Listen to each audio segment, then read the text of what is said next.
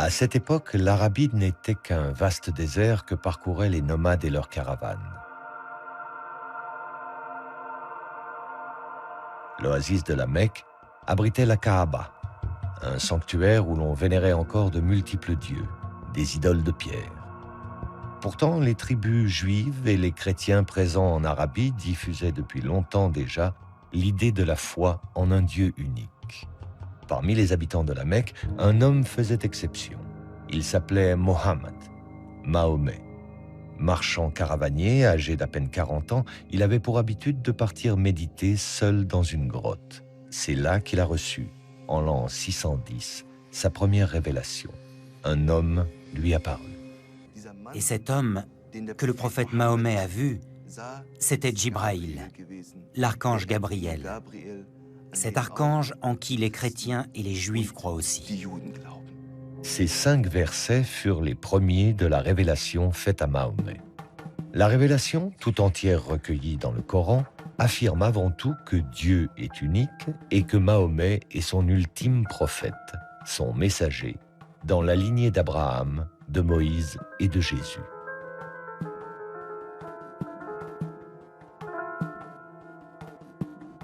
Elle aborde aussi les grands thèmes de la soumission à Dieu, de la récompense des fidèles ou du jugement dernier.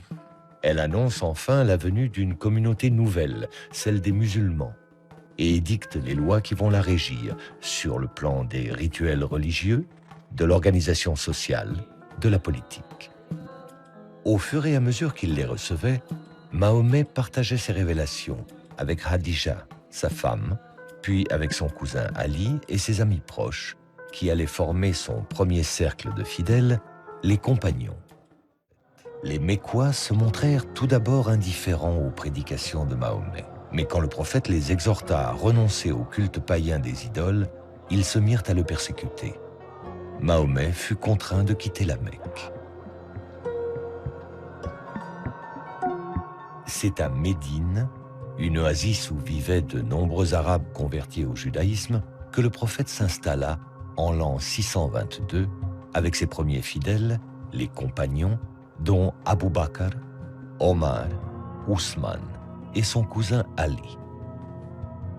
Médine fut sacrée capitale du premier État islamique.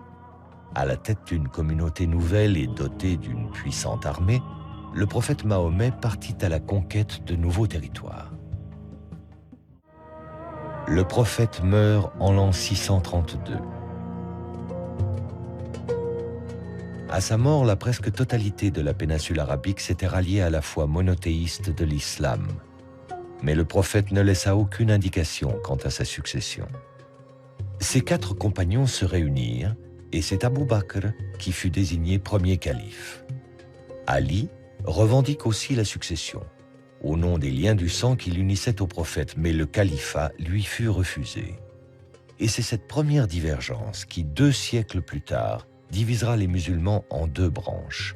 Les sunnites, aujourd'hui majoritaires dans le monde, qui s'attachent à la lignée des califes Abu Bakr, Omar et Ousmane, et les chiites, qui se rattachent à Ali. Alors qui, une fois le prophète disparu, allait prendre l'initiative de la mise par écrit du Coran? Qui allait faire des révélations un véritable livre? Avec quelle volonté? Strictement religieuse ou déjà politique? C'est à cette tâche que s'est consacré le calife Ousmane, 3e successeur du prophète Mahomet, et dont le récit de la tradition musulmane a établi précisément les conditions et les enjeux. À l'époque du calife Ousmane, l'empire islamique s'est considérablement étendu. Au nord, vers les provinces de Cham, l'actuelle Syrie, mais aussi à l'est, vers les provinces de Perse, et à l'ouest, vers l'Égypte. Le règne d'Ousmane fut une longue crise. Après 10 années d'un pouvoir despotique, en l'an 656, il fut assassiné dans son palais de Médine, entouré de Corans, précise la tradition, expliquant ainsi les taches de sang califales sur les pages du texte sacré. Les révoltés auraient accusé Ousmane d'avoir imposé par la force sa seule version officielle du Coran. Le Coran, c'était plusieurs livres et toi, tu les as réduits à un seul. Allusion directe aux versions concurrentes d'Ali et de Ibn Masoud, détruites sur ordre d'Ousmane. Ali, qui avait revendiqué la succession par ses liens de sang avec le prophète Mahomet, fut porté au pouvoir. Mais son règne tourna court. Ali fut destitué par un jeune gouverneur de Syrie, du nom de Muawiyah, un proche du calife Ousmane. Ali est assassiné à son tour. Muawiyah s'empara alors du pouvoir et fonda en l'an 661 la puissante dynastie des Omeyyades. Une dynastie sunnite qui allait régner sur l'empire musulman à partir de sa nouvelle capitale, Damas. L'autre défi, d'importance, se trouvait du côté de Byzance et de son puissant empire chrétien gréco-oriental, lui-même héritier de l'empire romain. Les conquérants arabes musulmans lui avaient déjà ravi les provinces de Syrie et d'Égypte, mais pour le calife Muawiyah, l'influence de Byzance sur la Méditerranée restait un obstacle pour lui qui voulait porter l'islam vers l'Ifriqiya, la porte de l'Afrique du Nord.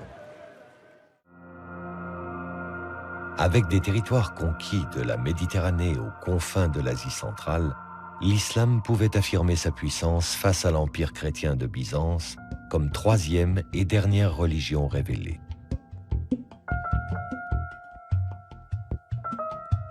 Il lui restait cependant à donner une véritable expression à cette puissance, mais dans une grandeur de l'islam liée à l'histoire du christianisme. L'artisan en sera Abd al-Malik, le calife le plus flamboyant de la dynastie des Omeyyades. Il fit de l'édification des premiers monuments de l'islam et de la réforme du Coran les deux piliers de son règne qui débuta en l'an 685.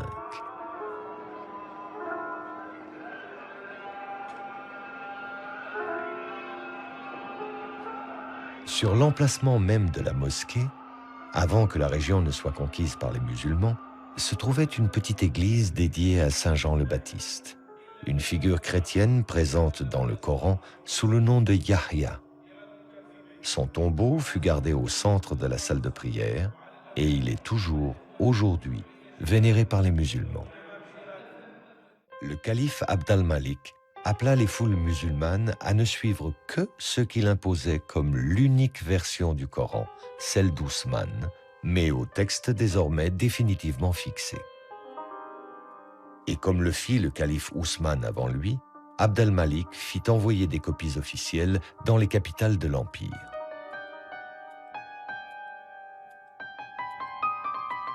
Moins d'un siècle à peine après la disparition du prophète Mahomet, l'islam, au même titre que les deux religions révélées, détient son livre.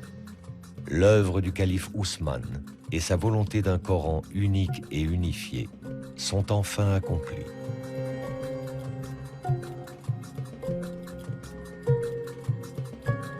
La Vulgate d'Ousmane, vénérée par la tradition musulmane, est la seule référence pour l'édition du Coran aujourd'hui dans le monde.